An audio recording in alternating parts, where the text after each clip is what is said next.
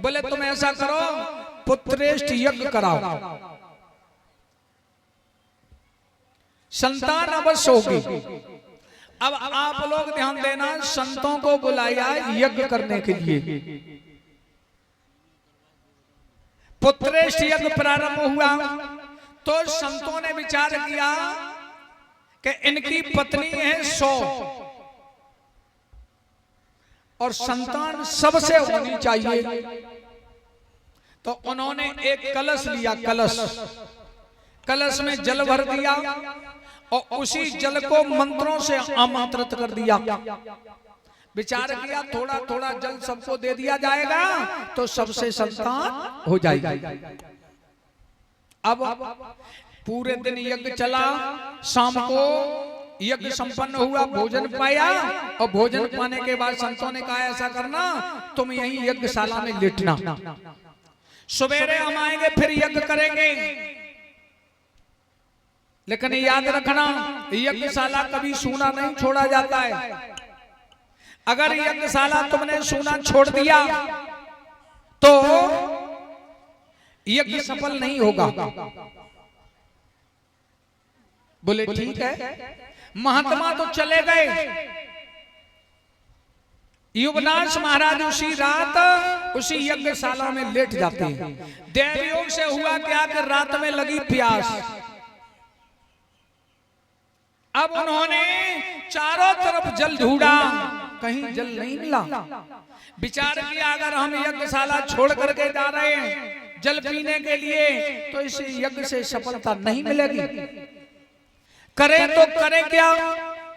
वही युवनाश महाराज ने देखा तो उस कलश में जल समझ में आया।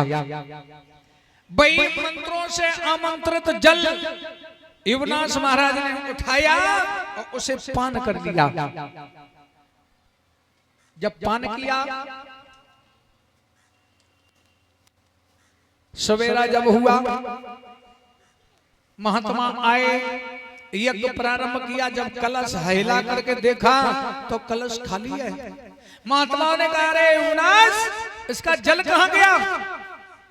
बोले महाराज उस जल को तो हमने पी लिया। बोले तुम्हें पता नहीं वो मंत्रों से आमंत्रित जल था। अब तो संतान तुमसे ही होगी।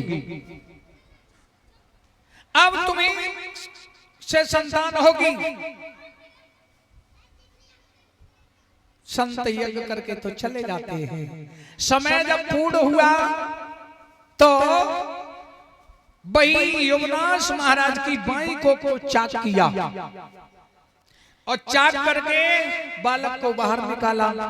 अब आप लोग विचार करना, काऊ पुरुष से बच्चा हो तो फिर उसकी जीविका कैसे चलेगी? खाने की व्यवस्था कहां से होगी? दूध की व्यवस्था कहां से होगी? अब इंद्र ने देखा कि ये बालक मर जाएगा। इंद्र आ गया। इंद्र ने आकर के तर्जनी अंगुली उस बालक के मुख में डाल दी। बेटा इसे पान करो, इससे दूध निकलेगा, इससे तुम्हारी जीविका चल जाएगी। उसी के द्वारा उस बालक की जीविका चली तो उसी बालक का नाम पड़ा है मानधाता। जो ये मानधाता है, इन मानधाता की कोई भी मां नहीं थी, ये पिता से ही पैदा